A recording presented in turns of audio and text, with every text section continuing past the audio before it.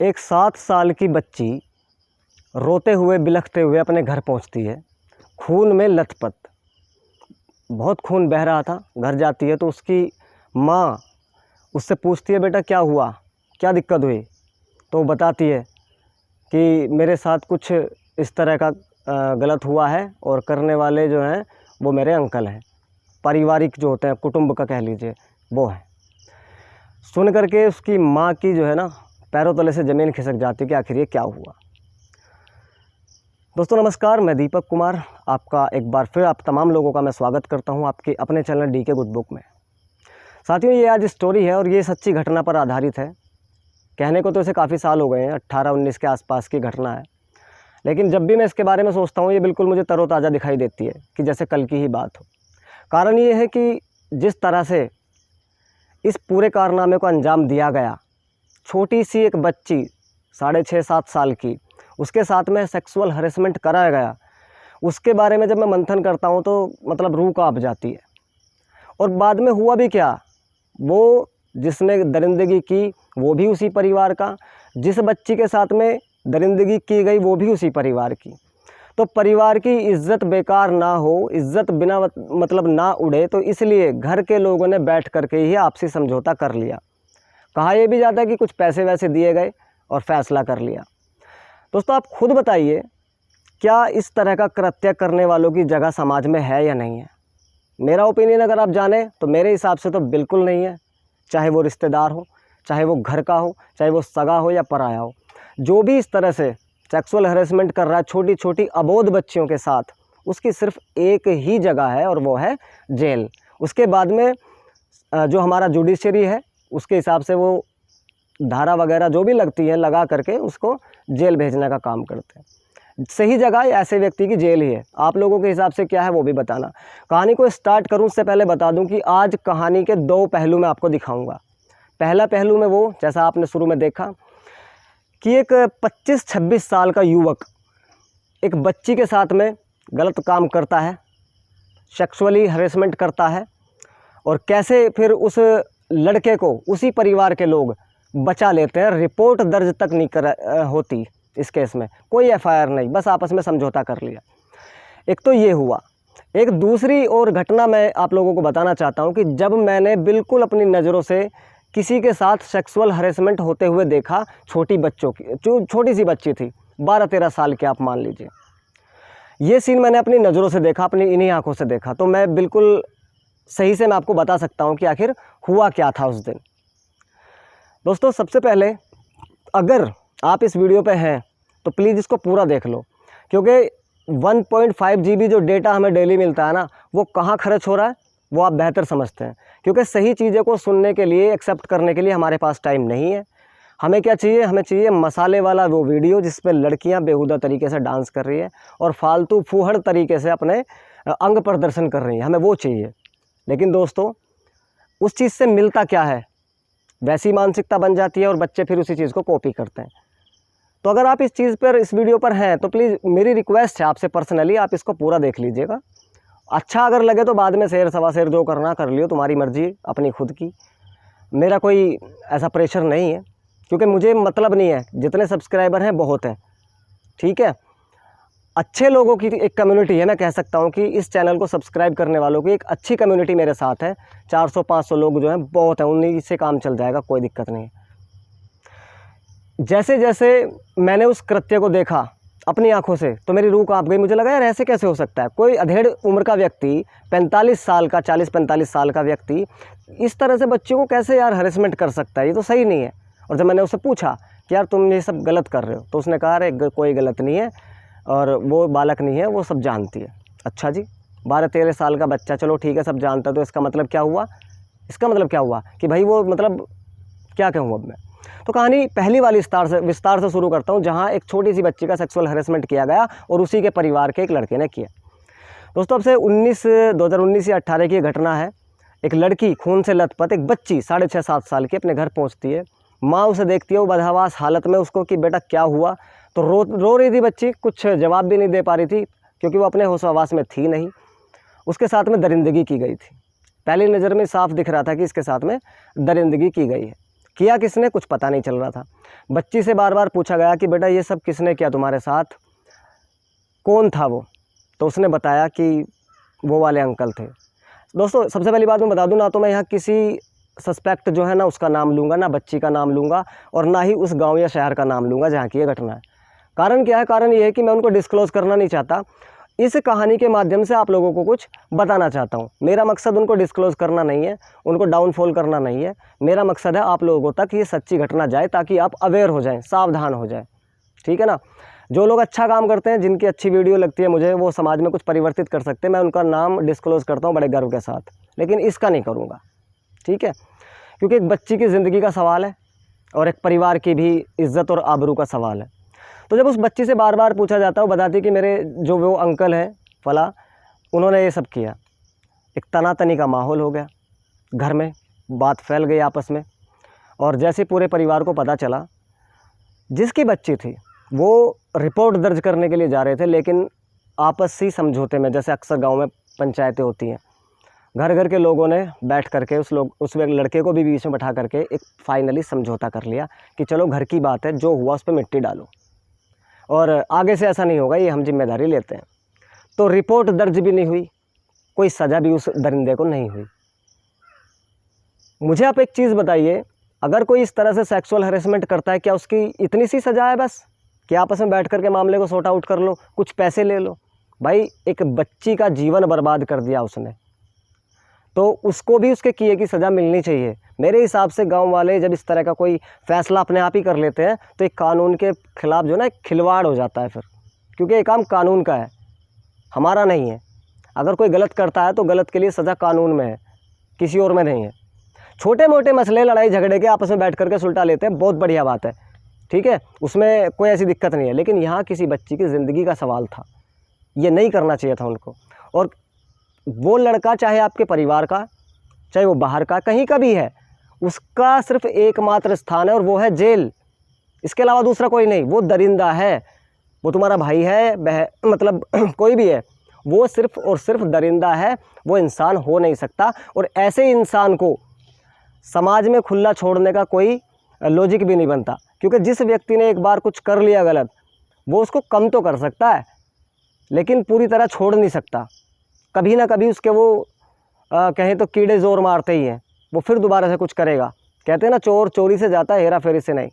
तो अगर कल के टाइम में फिर उसने कुछ कर दिया तो फिर क्या होगा? क्योंकि उसे एहसास तो हुआ नहीं कि जेल जाना पड़ता है, लठ खाने पड़ते हैं पुलिस वालों के, और टॉर्चर भी सहना पड़ता है और जेल भी काटनी पड़ती है। जिस चीज़ से उसको डरना था, जिस चीज़ से उसको डराना था सामाजिक ताने बाने के साथ रह करके, वो चीज़ तो उसके साथ हुई नहीं। इसीलिए तो उसका और फिर मनोबल बढ़ जाएगा कि कोई बात नहीं, कुछ नहीं होता, फैसला हो जाता है आपस में। लेकिन ये फैसला मेरे हिसाब से ठीक नहीं है। उस लड़की की ज़िंदगी, बच्ची की ज़िंदगी ख़राब हो गई। दोस्तों आप मुझे बताओ कमेंट बॉक्स में, बताना ज़रूर, क्या आपके हिसाब से सही हुआ कि आपस में बात को सॉर्ट आउट कर लिया?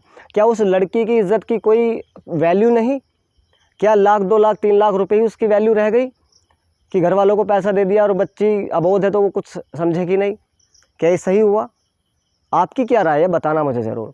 अब मैं आता हूँ सेकंड कहानी पर, जिसका मैं चश्मदीद गवाह हूँ। इसका जो मैंने पहले सुना, इसका भी मैं चश्मदीद गवाह हूँ एक तरह से, क्योंकि बिल्कुल नज़दीक से देखा मैंने इस कहानी को, इस किस्से को। अब आते हैं दूसरी तरफ।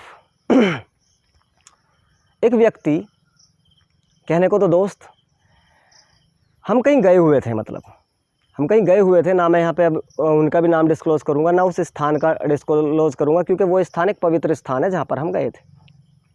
तो वहाँ पर हम गए, वहाँ पर एक परिवार आया हुआ था। एक महिला थी और महिला के साथ में 2 उसकी बेटी थी। एक लगभग 16 या 16.5 वर्ष की थी और एक लगभग 10-11 के आसपास थी। जो व्यक्ति मेरे साथ गया था वो उनको पहले से जानता था, मैं नहीं जानता था। तो कहीं ना कहीं उस व्यक्ति की अटैचमेंट उस महिला से थी। ठीक है, होगी, कोई दिक्कत नहीं, हमें क्या प्रॉब्लम है, दुनिया में सब चल भी रहा है। तो उस महिला से अटैचमेंट थी और इसी के लिए वो मिलने गया था उससे। मुझे नहीं पता था कि किस वजह से जा रहा है, क्या था, क्योंकि एक ऐसी मित्रता थी, आप कह सकते हैं कि मतलब कहते हैं ना लंगोटिया यार, एकदम से वो वाली मित्रता थी। जो भी कह दिया कहीं चलना है तो चलो, इफ़ नो बट कुछ भी नहीं, इस तरह का मामला था। तो उस व्यक्ति ने मुझे बोला वहाँ चलना है, हमने तुरंत बाइक स्टार्ट किया और चले गए। वहाँ पर जा कर के बैठने के बाद में जो उस महिला की 2 बच्ची थी, उसमें से छोटी वाली बच्ची कहती है कि भैया मुझे कहती है कि भैया अपना फ़ोन दे दीजिएगा, मैं गेम खेल लूँगी। मैंने कहा ठीक है बच्चा, ले ले बेटा, कोई दिक्कत नहीं है। थोड़ी देर बाद वो व्यक्ति मेरे पास से उठता है और वो उठने के बाद पहुंच जाता है एक दीवार की आड़ में वो बच्ची बैठी थी, जो हमें दिख नहीं रही थी उधर से, वहाँ बैठ करके वो मेरे मोबाइल में गेम खेल रही थी। जो मेरे साथ था अधेड़ उम्र का व्यक्ति 40-45 वर्ष का, वो कि मैं अभी आता हूँ ये कह करके वहाँ से निकल लेता है और वो घूमते घूमते उस बच्ची के पास जा करके बैठ जाता है और उसके कंधे पे इस तरह से हाथ डाल करके और एक हाथ उसके प्राइवेट पार्ट पर रख करके उसको पंप करने की कोशिश कर रहा था, दबा रहा था। अब मुझे कहते हुए बड़ा मतलब शर्मिंदगी फ़ील हो रही है कि मतलब ऐसी चीज़ें भी मैं डिस्क्लोज़ कर रहा हूँ, लेकिन करनी पड़ेगी, मजबूरी है। मैंने सोचा कि यार आया नहीं, अभी देर बहुत हो गई, क्या मामला देखता हूँ। मैं जब गया तो मैंने जो वहाँ पे वो दृश्य देखा, किस तरह से वो उसको जो है बैड टच कर रहा था। अक्सर बच्चों को सिखाया जाता है स्कूल में बैड टच क्या होती है ना, और गुड टच क्या होता है। लेकिन बच्चा है ना भाई, विरोध कर सकता है, सिर्फ आपको मार नहीं सकता, आपसे छूट नहीं सकता, क्योंकि ताकत कम होती है बच्चे। जब मैं गया तो ये समझना कि बिल्कुल जैसे मेरे पैरों के तले से ज़मीन बिल्कुल खिसक गई हो। थोड़ी देर के लिए लगा कि मेरे अंदर जान ही नहीं बची। यार हुआ क्या, ये हो क्या रहा है ये? मतलब जिस महिला से आपकी कोई बातचीत है, ठीक है, अगर इस तरह से कोई फ्रेंडशिप आपकी चल रही है तो उस महिला के जो बच्चे हैं ना, वो भी एक तरह से तुम्हारे बच्चे ही हो गए ना भाई। लेकिन नहीं, कुछ लोग इतने गिरे हुए होते हैं, इतने ज़्यादा गिरे हुए होते हैं कि वो रिश्तों को नहीं मानते, वो सिर्फ अपनी हवस को पूरा करने के लिए कुछ भी कर गुजरते हैं। उन्हें कोई मतलब नहीं किसी से, कोई सरोकार नहीं क्या सही है क्या गलत है। तो जब मैंने दृश्य देखा अपनी आंखों से, पैरों तले से ज़मीन खिसक गई। मैं सोचने पे मजबूर हो गया कि ये क्या हो रहा है। उस बच्ची को वो हर तरह से टॉर्चर कर रहा था, उसके पास बैठ करके। एक हाथ उसके कंधे पर था और दूसरा हाथ उसके प्राइवेट पार्ट को बार बार टच कर रहा था, दबा रहा था। वो बच्ची तिलमिला रही थी, उससे छूटने की कोशिश कर रही थी, लेकिन उसने उसको इस तरह से जकड़ा था कि वो बच्ची वहाँ से निकल नहीं पाई। जब मैं गया उसके 2-4 सेकंड में फिर उसने उस बच्ची को फ्री कर दिया और फिर हम वहाँ से थोड़ी देर बाद थोड़ा सा बात करके आ गए। रास्ते में मैंने उससे ये बात पूछी कि यार तुम ना ये चीज़ें गलत कर रहे थे, ये बहुत गलत काम है यार। वो तो छोटी बच्ची है, बोधू से क्या पता, जबकि उसकी जो माँ है वो आपके टच में है, कहीं ना कहीं आपकी फ्रेंडशिप है, तो वो तो बच्ची है यार, उसके साथ ऐसा क्यों किया आपने? तो उसने बताया, अरे नहीं यार बच्ची नहीं है, सब कुछ समझती है। भाई अगर बच्ची सब कुछ समझती है तो इसका क्या मतलब है तुम उसका कुछ भी करोगे उसके साथ? माना आज ज़माना कुछ अलग तरह का है, बच्चे को जैसे वो अपनी होश संभालता है, लगभग उस टाइम पे उसको सारी चीज़ों का लगभग ज्ञान हो जाता है, कुछ परसेंटेज को अगर इसमें काउंट ना करें तो अगर बच्चे को या बच्ची को सब कुछ पता है तो क्या वो तुम्हें दावत दे रहा है कि आओ मेरी असमत लूट लो, या आओ मेरे साथ सेक्सुअल हैरेसमेंट करो? सॉरी, नहीं कर रहा ना। बच्चा समझदार हो गया तो इसका मतलब क्या हुआ, तुम उसको कुछ भी करोगे? तो उसने मुझे यही जवाब दिया कि वो बच्ची नहीं है, वो मतलब तैयार है, कोई दिक्कत नहीं है। मैं समझ गया था उस दिन कि ये व्यक्ति किस हद तक गिरा हुआ है और मतलब क्या इसकी मानसिकता है, और आप खुद अंदाज़ा लगा सकते हैं कि ऐसे व्यक्ति की क्या मानसिकता होगी। खैर काफ़ी दिन की बात हो गई, उसके बाद में बात आई गई हो गई, काफ़ी इस पर मंथन हुआ और ये भी कहा गया कि एक कहते हैं ना कि एक क्या कहेंगे इसको, प्रण लिया गया कि आज के बाद ऐसा नहीं करेंगे। ठीक है, बात आई गई हो गई है ना। उसके बाद में क्या हुआ क्या नहीं हुआ हमें पता नहीं है, लेकिन इस कहानी को सुनाने का पर्पज़ और इससे पहली वाली कहानी को सुनाने का पर्पज़ सिर्फ क्या है, कहानी नहीं है, ये सच्ची घटना है और मेरे समझ लो तो मैं चश्मदीद गवाह हूँ।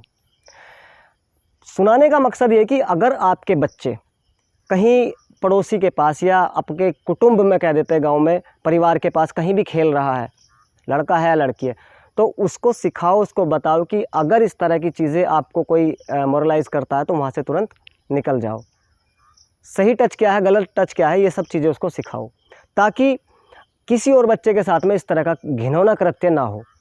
हमें अपने बच्चों के साथ में हम्बल रहना चाहिए पूरी तरह से, क्योंकि तभी वो हमसे अपनी सारी बात बता सकते हैं। हिटलर वाला जीवन नहीं जीना भाई, कि हिटलर जैसे ही आसार हैं घर में, बच्चे डरते हैं। अब डरेंगे तो तुमसे अपनी दिल की बात कैसे करेंगे?